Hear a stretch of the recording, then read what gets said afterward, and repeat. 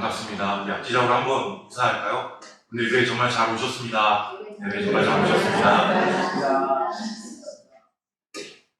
네, 날씨가 좀 많이 추워진 것 같습니다. 그렇지 않아요? 네, 추운 날씨에 또 이렇게 다들 건강 유의하시고 우리의 몸과 마음을 잘 지키셨으면 좋겠습니다. 오늘은 사무엘상 말씀을 가지고 자기를 높이는 자의 온고란 제목으로 잠깐 말씀을 나누도록 하겠습니다. 여러분 요즘 이 30대를 지칭해서 어떤 세대라고 하는지 아십니까? 그렇죠. MZ 세대라고 합니다. 여러분의 가정 가운데도 MZ 세대들이 있으시죠? 근데 그 MZ 세대들을 보면서 특별히 느끼는 점들이 몇 가지 있는 것 같아요. 그렇지 않아요? 아무도 못 느끼시나 보네요. 저는 느낍니다. 대표적으로 느낄 수 있는 게 뭐냐면 좀 당당하다는 거예요. 그렇죠? 당당하다는 겁니다. 네, 잘 뒤로 빠지지 않는다는 거예요. 물론 다 그런 건 아닙니다. 대체적으로 그렇다는 겁니다. 한 번에 이제 차를 타고 가다가 주일학교 전도사님과 얘기를 했는데 언제 발표회를 한다고 그렇게 말씀을 하시더라고요. 근데 발표회 하는 게 정말 쉽지 않다 이렇게 얘기를 하더라고요. 저는 어떤 생각이 들었냐면 애들이 안 하려고 하나 보구나, 애들이 싫어하나 보구나 하는 그런 생각을 했습니다. 그런데 정반대였습니다. 뭐가 정반대였을까요? 서로 하려고 하니까 이 동일한 기회를 주어야 되는데 그게 쉽지 않다 그렇게 말씀을 하시더라고요. 나 때는 그러지 않았는데 아닙니까? 그래서 뭐 크리스마스 행사나 한번 하자고 그러면 어떻습니까? 안 해. 도망다니고 그랬던 기억이 납니다. 특별히 제일 싫었던 건 제가 청소년 주일학교 다닐 때 제일 많이 했던 역할이 예수님 역할입니다. 앞에서 막 이렇게 십자가 이렇게 하라고 그러고 정말 싫더라고요. 그래서 많이 도망다녔던 기억이 나는데 요즘 애들은 좀 아니구나 하는 생각이 들었어요. 나 때는 몇 번 거절하는 게 미덕이었습니다. 근데 요즘 애들은 좀 다르다는 생각을 하게 되었습니다. 어떤 자신의 유능함과 자신의 가진 은사들을 당당히 표출할 줄 아는 그런 모습들이 멋져 보이기도 합니다. 그래서 요즘 그런 얘기를 하죠. 힙하다. 힙합 좋지. 들어보셨나요? 네, 이렇게 젊은 애들이 그래서 힙합에 많이 빠져있고 그런 모습들을 우리가 볼 수 있습니다. 저도 마찬가지입니다. 교회 안에서 이제 청소년들과 청년들을 보면 굉장히 자신의 주관들이 뚜렷하다는 것을 느낍니다. 소신대로 말할 줄도 알고 거절할 줄도 안다는 겁니다. 그러면서 제가 또 좀 느끼는 거 뭐냐면 나이가 들었구나 이제 그런 생각이 든다는 거예요. 가끔 굉장히 당황스러울 때가 많습니다. 뭐 같이 하게요 그러면 싫은데요? 이렇게 말하면 상처를 받을 때도 많이 있습니다. 그러면서 이제 한편으로 제가 생각하는 게 뭐냐면 꼰대는 되지 말아야지. 그쵸? 꼰대가 되면 너 왜 안 해? 막 그러면서 이제 따지고 막 그런 경우들이 있는데 그렇게는 되지 말아야지 하는 생각을 합니다. 그래서 늘 생각을 해요. 이건 틀린 게 아니다. 이건 다른 거다. 조금 이 세대에 대한 이해함이 많이 필요한 것 같습니다. 그렇지 않나요? 여러분의 가정에 있는 우리 자녀들도 마찬가지인 것 같아요. 너무 우리가 살아왔던 시대적인 잣대나 어떤 걸로 너무 판단하는 것도 조금 생각해 볼 필요가 있는 것 같습니다. 그런데 우리는 한 가지 더 생각해야 됩니다. 뭘 생각해 봐야 될까요? 우리의 신앙의 입장에서도 좀 생각을 해봤으면 좋겠다는 겁니다. 그렇죠? 때로는 우리가 하나님 앞에 너무나 당당한 나머지 힙합 정신을 발휘한 나머지 어떻게 됩니까? 교만해질 수도 있다는 겁니다. 제가 그렇다고 해서 당당함 이것이 미덕이 아니야 이런 얘기를 하는 건 아닙니다. 하나님 앞에서는 이게 미덕이 아닐 수도 있다는 겁니다. 무슨 뜻입니까? 하나님의 말씀과 하나님의 어떠한 뜻보다 우리의 어떠한 계획, 행복, 성공, 욕심, 이득이 우선시 되어져서 교만해질 수도 있다는 겁니다. 오늘 말씀을 보면요, 이런 교만함을 드러낸 한 인물이 나옵니다.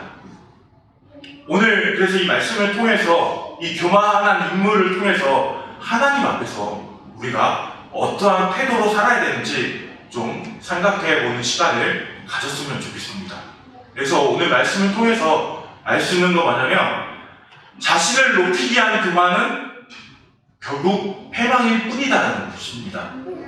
오늘 말씀은 우리 3회 상하의 말씀은 여러분이 정말 잘 알고 있는 말씀일 것입니다. 오늘 사왕 시기를 배경으로 이루어지는 말씀입니다.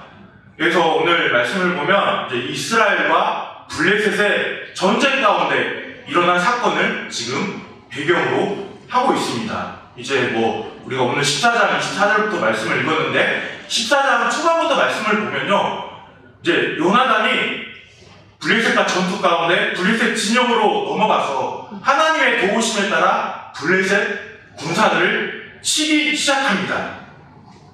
그런데 치기 시작할 때 그때 하나님의 도우심에서 블레셋 사람들이 이제 도망가기 시작합니다. 그래서 말씀에 나오면 20명 가량 요나단이 블레셋 사람을 죽였더라, 이런 말씀이 나옵니다. 그때 이제 블레셋이 무서워서 숨어있던 이스라엘 군대가 나와서 이제 블레셋을 추격하기 시작합니다. 그런데 이때에 우리 사울이 말도 안 되는 이상한 명령을 이스라엘 백성에게 내립니다. 우리 말씀을 다시 한번 다 같이 좀 읽어볼까요?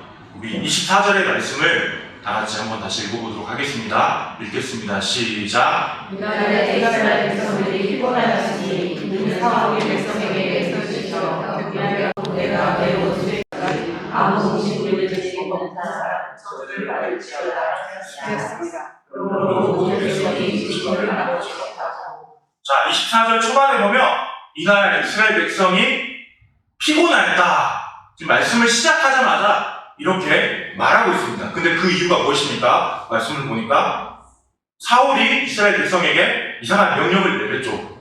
날이 저물기 전에 전쟁이 끝내기 위해서 아무 음식도 먹지 말아라, 이렇게 강요하여 맹세하였기 때문입니다. 근데 이 사무엘서 저자의 평가는 뭐냐면 이스라엘을 괴롭히는 사람이 블레셋이었는데 이제는 누굽니까? 사울이 이스라엘 백성을 괴롭히는 장본인이 되었다는 것을 지금 24절 말씀을 통해서 보여주고 있습니다. 그렇다면 한번 생각해 봤으면 좋겠어요. 사울은 왜 이렇게 어리석은 명령을 내려서 이 맹세를 지키도록 강요했을까요? 금식 기도하자! 우리 하나님 앞에 금식 기도해서 우리가 블레셋을 무찌르자! 그럼 하나님이 도와주실 거야! 이런 마음으로 했을까요? 근데 말씀을 자세히 보면요, 그 뉘앙스를 알 수 있습니다. 지금 사울은 블레셋을 누구의 원수로 표현하고 있습니까? 그쵸, 내 원수라고 표현하고 있습니다. 내 원수에게 보복하는 때까지 자기 원수로 표현하고 있다는 거예요. 근데 맞는 표현입니까? 아니죠. 블레셋은 선택받은 하나님의 백성을 괴롭히는 하나님의 원수, 여호와의 원수로 표현했어야 했습니다. 그렇다면 이 사울은 왜 이렇게 표현했을까요? 어떤 그 사무엘서 전반적인 그 뉘앙스를 보면요, 자기 중심적인 사고에서 비롯됐기 때문입니다. 그렇죠? 이스라엘 백성은 나의 민족이다. 어린아이들이 가끔 그러죠? 뭔가 보면 다 내 거야, 내 거야, 내 거야, 이런 마음이었다는 거예요. 내가 왕이니까 내 민족이야. 아마 그런 뉘앙스가 심겨져 있다는 겁니다. 그래서 지금 블레셋을 하나님의 원수, 여호와의 원수가 아니라 자기 개인의 원수로 지금 표현하고 있는 겁니다. 근데 결국은 뭐냐면 이게 전쟁에 승리하게 되면 하나님께 돌아갈 영광을 누가 가로채려고요? 자기가, 사울 자신이 가로채려는 그 마음이 이곳 가운데 있었다는 겁니다. 어리석은 맹세를 통하여서 전쟁의 승리가 자신에게 비롯되었음을 드러내고 싶어 했다는 겁니다. 그러면서 자신이 정말 유능한 통치자임을 드러내고 싶어 했다는 겁니다. 그래서 조건이 있죠? 날이 저물기 전에, 다음날, 그 다음날도 아니고 날이 저물기 전에 전쟁을 끝내야 되는, 자신의 명예를 뒤덮기 위해서 저녁 전까지 아무 음식도 먹지 말라는 어리석은 맹세를 강요했다는 겁니다. 네, 계속 보면요, 먹은 사람은 뭘 받을 것이라고 지금 선포하고 있어요? 저주를 또 받을 것이라, 이렇게 사울 자신이 선포하고 있습니다. 근데 보통 성경에 나온 저주는 언제 적용할 수 있을까요?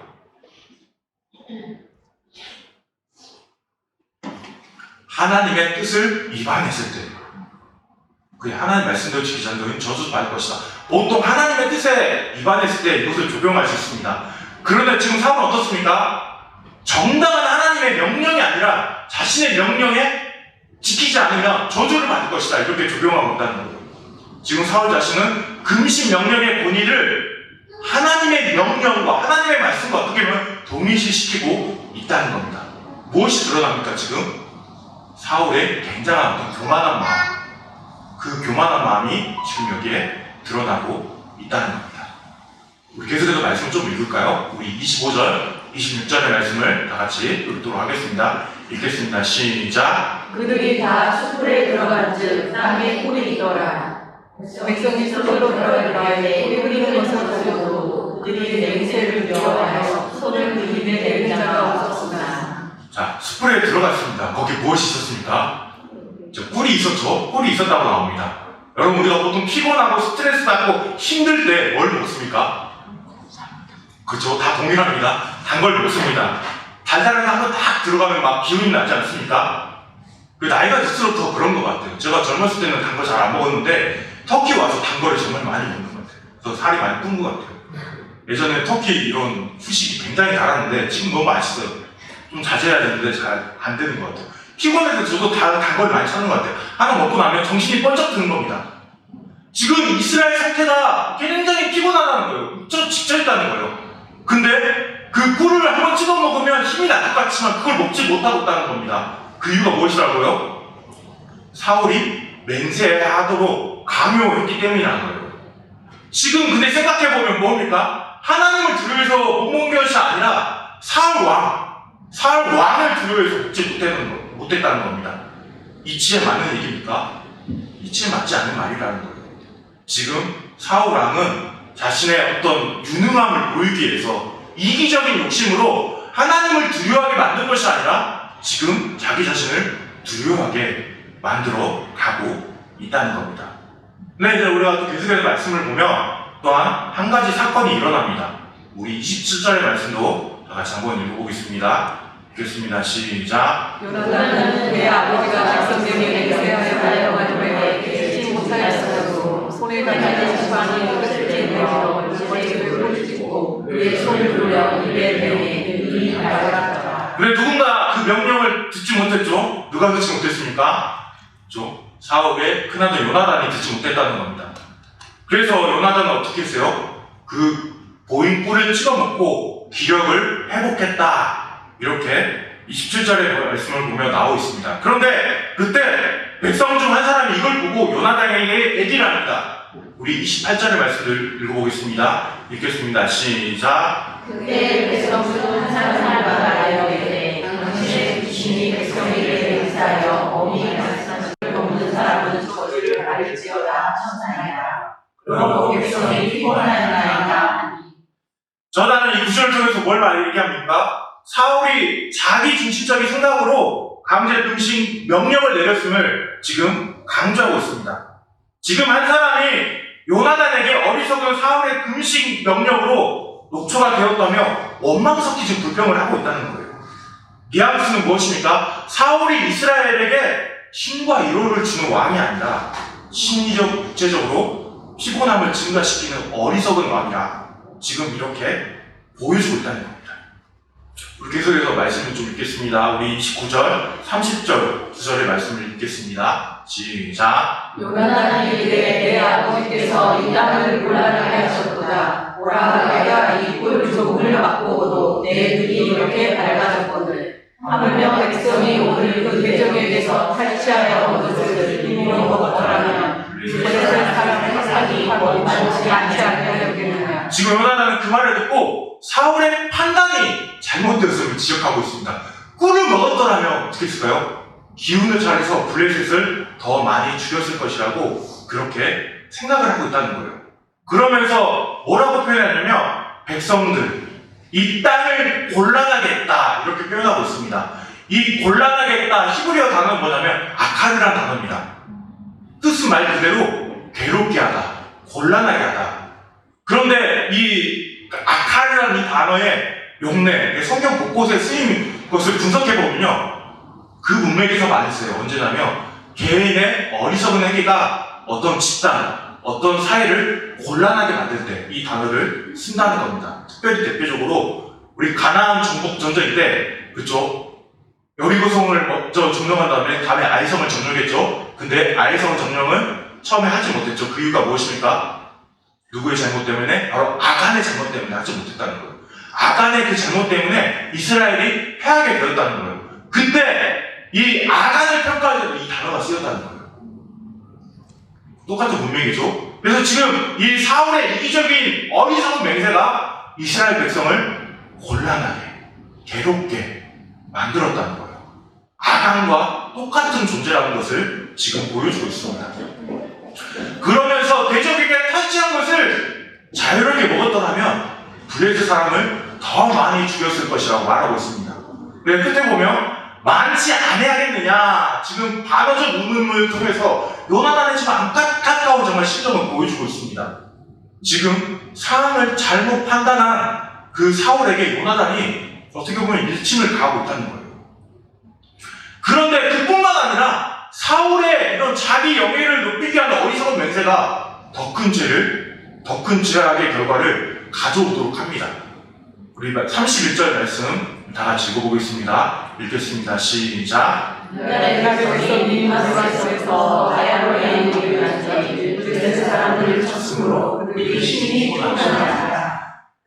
지금 이 사무엘 저자는 이스라엘의 피곤함을 보여주기 위해서 일부러 지금 블레셋을 추적했던 경로를 밝히고 있습니다. 지금 믹마스에서 어디까지입니까? 야일론까지 블레셋 사람을 쳤으므로, 믹마스는 어디입니까? 잘 모르시겠죠? 제가 말씀드리겠습니다. 베냐민 지파 안에 있는 성읍이었습니다. 그리고 야일론은 블레셋과 경계를 이루는 지역이었어요. 믹마스에서 야일론까지 거리는 대충 거의 30km 가까이 되는 거리입니다. 근데 이스라엘 군대가 어떻게 했습니까? 해지기 전까지 이 먼 거리를 아무것도 먹지 않고, 하루 종일 아무것도 먹지 않고 추적했다는 거예요. 그래서 얼마나 지쳤는지를 지금 보여주고 있습니다. 여러분, 30km 밥 안 먹고 걸을 수 있을까요? 그죠? 제가 군대에 있을 때 행군을 종종 했습니다. 보통 30km 행군을 해요. 군화 신고, 총 메고, 군장 메고. 근데 굉장히 힘듭니다. 보통 11시간, 12시간 걸려요. 그냥 걸어가는데도. 굉장히 힘들다는 거예요. 그래서 몰래 건빵 주머니에 과자 같은 거, 초콜릿 같은 거 몰래 먹어요. 막. 그래야 버틸 수 있습니다. 근데 오늘 말씀해 보면 무엇입니까? 이 30km나 되는 거리를 전쟁을 하면서 갔다는 거예요. 전쟁을 하면서. 블레셋 군대를 치면서 갔다는 거예요. 그래서 뭐라고 표현합니까? 심히 피곤하였다. 심히 피곤한지라 이렇게 지금 표현하고 있다는 거예요. 이건 뭐냐면 기절할 정도로, 절도할 정도로 지금 무척 피곤했다는 겁니다. 지금 전쟁에서 승리했습니다. 그러나 사울의 병사랑 맹세로 전쟁에 지금 패한 것 같은 상태를 은근히 보여주고 있습니다. 근데 그뿐만 아니라 이로 인해서 뭔가 불미스러운 사건이 일어날 것을 암시하고 있다는 거예요. 그 일이 무엇인지 한 번 더 계속 말씀드릴까요?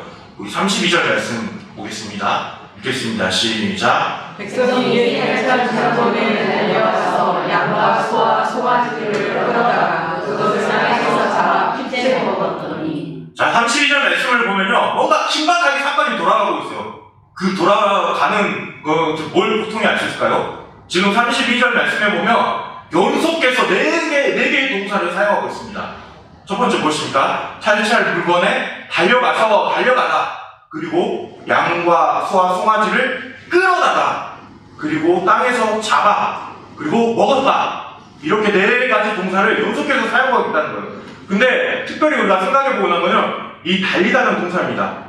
달리다는 동사는 무엇이냐면 이 먹을 것을 향해서 탄력적인 그런 마음을 갖고 돌진하는 어떤 맹세의 이미지를 보여주고 있다는 거예요. 지금 백성들이 배가 너무 고파가지고 지금 양과 소와 송아지를 향해서 맹렬하게 달려갔다는 거예요.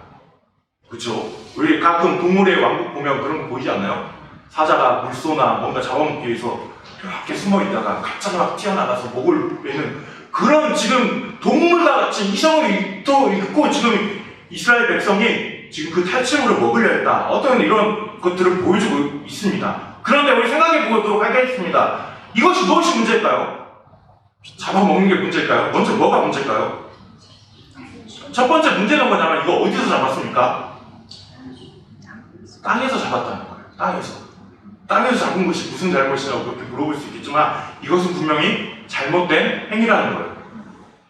이스라엘 백성이 짐승을 잡을 때 피를 제거하기 위해서 보통 어떻게 했을까요? 큰 돌 제단에 짐승을 위인 채 동맥을 끊어가지고 피를 다 섞게 한 후에 뭘 했다는 거예요?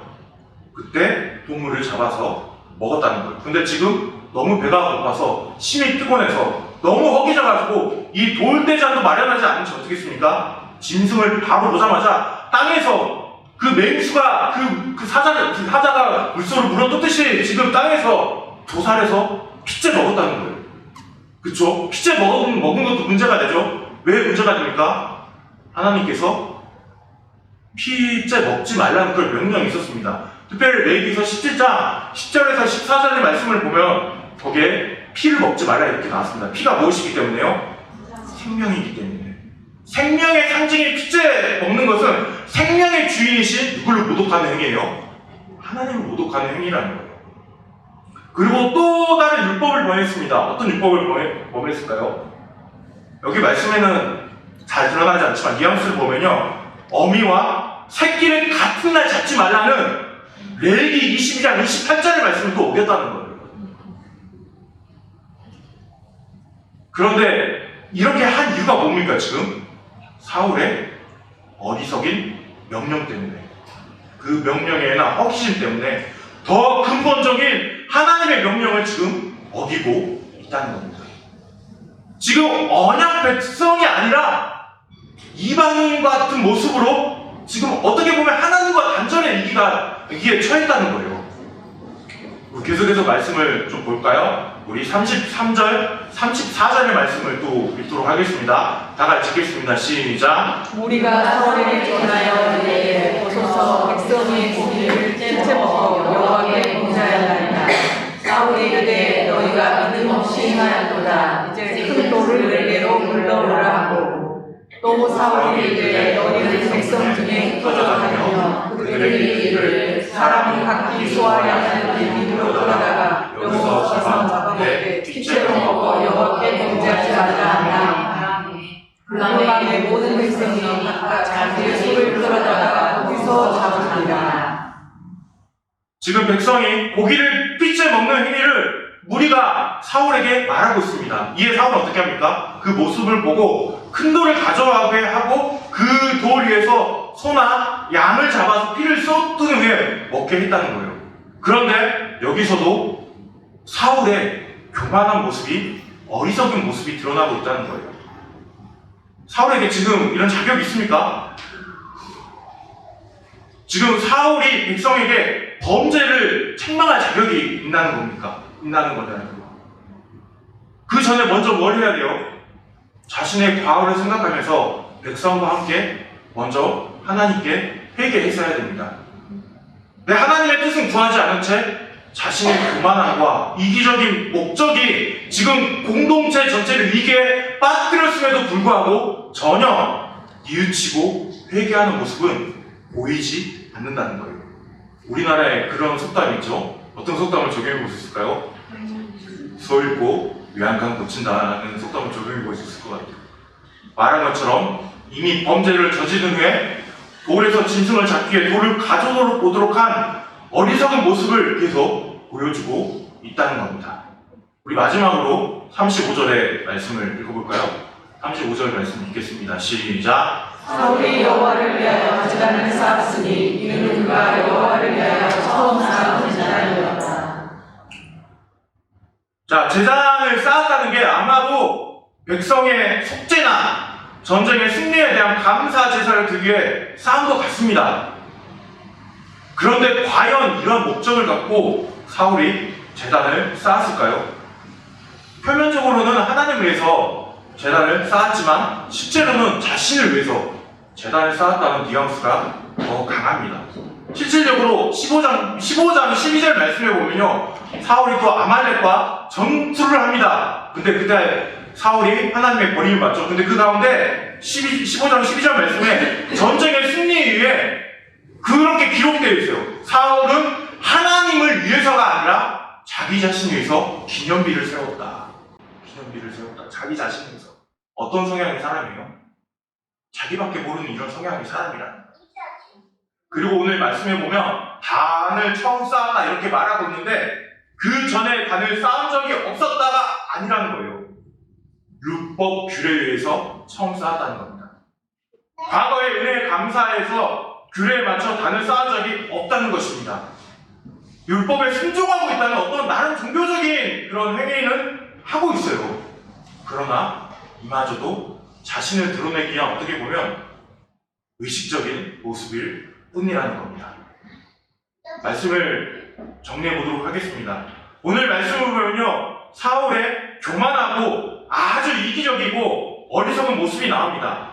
사울 왕은 지금 어떻습니까? 자신의 유능함을 드러내기 위해서, 자신의 명예를 높이기 위해서 백성들에게 어리석은 맹세를 하도록 지금 강요하고 있다는 겁니다. 나 이런 사람이야. 나 이런 지략이 있어. 나 뛰어난 사람이야. 이걸 드러내기 위해서 지금 강요하고 있다는 거예요. 이것은 어떻게 보면 철저히 그 전쟁의 승리를 통하여서 하나님께 드려질 영광을 자신이 가로채려고 하는 어떤 그 교만한 마음에서 비롯되었다는 거예요.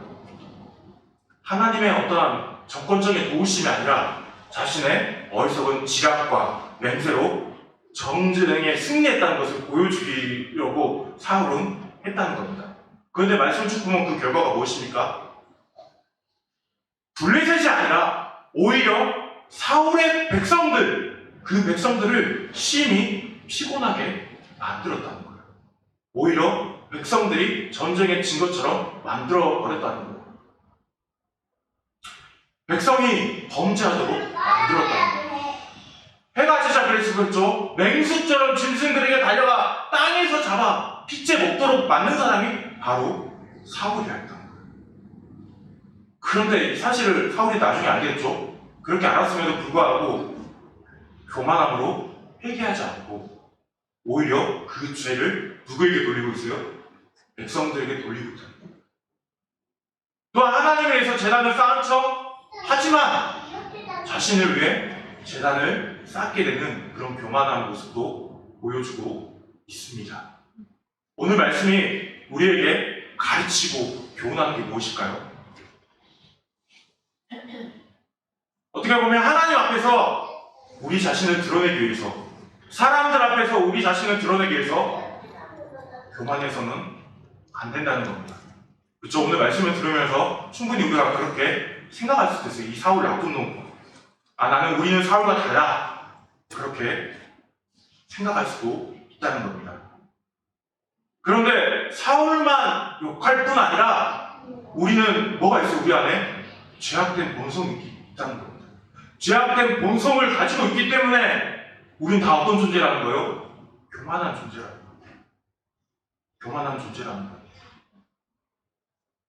여러분, 쓱 하면서 우리 자신을 드러내고 싶지 않습니까? 내가 내 삶을, 우리가 우리 삶을 주도하면서 살아가고 싶지 않습니까? 하나님께 묻지 않고 어떤 말씀에 대한 공의나 대의보다 우리 개인적인 이기적인 목적이 우선시 되지 않습니까? 제가 청년부나 청소년부 설교를 하면서 늘 그런 얘기예요. 하나님 내 인생에 빠지시고. 제가 처음에 얘기했던 어떤 그 당당한 힙합 정신, MZ세대 정신이 다 나쁘다는 건 아닙니다. 근데 우리가 하나님 앞에서는 어떻게 반응해야 돼요? 이 힙합 정신 버리고 겸손해야 된다는 겁니다. 오히려 바뀌었으면 좋겠어요. 뭘로 당당해야 될까요? 하나님 내 인생에도 빠지세요. 교만함으로 당당한 것이 아니라 우리가 말씀으로 무장되어서 말씀으로 당당한 저와 여러분이 됐으면 좋겠다는 거예요. 야 이것 좀 먹어봐. 야 이것 좀 마셔봐. 야 이것 좀 해봐. 안 해 나는 그리스도인이기 때문에 안 해. 이런 당당함이 어떻게 보면 오늘 우리에게 필요하지 않을까요? 그러면서 그러면서 내가 안 해고 그러면서 죄송합니다. 또한 우리가 뭘 기억해야 될까요? 우리의 교만한 행동이 어떻게 보면 어떤 이 교회 공동체를 죄악에 빠뜨리게 할 수도 있다는 생각을 제가 종종 합니다. 왜 그럴까요? 저도 종종 그런 생각을 하거든요. 마음을 점검할 때마다 늘 그런 생각이 들어요. 그럴 때마다 제가 제 자신을 보고 늘 하는 얘기가 있습니다. 나는 쓰레기구나. 늘 그런 얘기를 해요. 근데 다시 또 교만해지는 게 인간의 마음이라는 거예요. 저도 그런 욕구가 있습니다. 어떤 욕구가 있을까요? 교회 공동체 안에서 나를 좀 인정해주고 나를 좀 드러냈으면 좋겠다는 마음이, 누군가 나를 추앙해줬으면 좋겠다는 그 마음이 늘 있습니다. 욕망이 있습니다.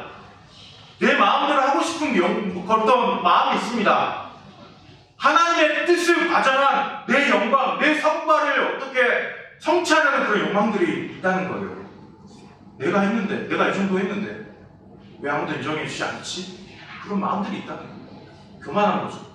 교만한 거죠. 우리 자신이 드러나는 게 누가 드러나야 됩니까? 교회 공동체 안에서 하나님이 드러나야 된다는 겁니다.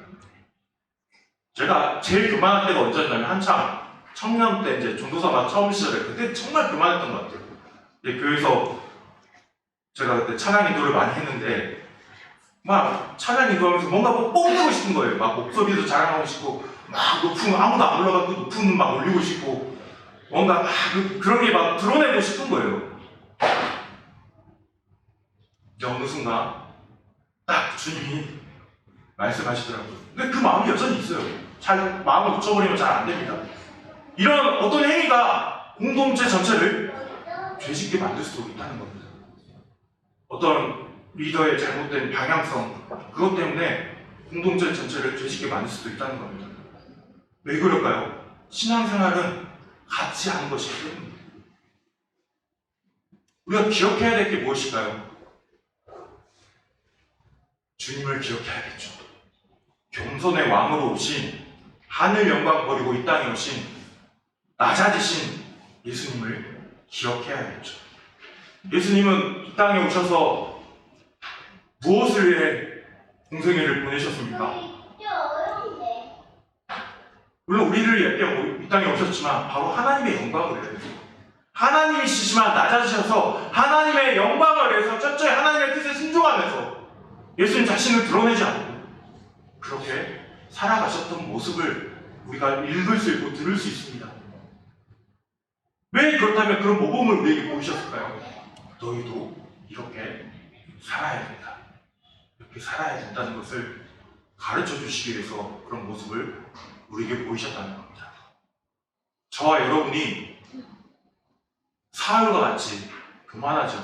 그 교만한 마음을 드러내지 않고 겸손히 이 땅에 오신 그 십자가를 묵상하며 그 십자가 앞에 엎드리며 하나님의 영광과 하나님의 뜻을 위하여 살아가는 저와 여러분이 되셨으면 좋겠습니다. 아멘. 오늘 시간에 우리 잠깐 말씀을 생각하면서 같이 기도하고 마치도록 하겠습니다.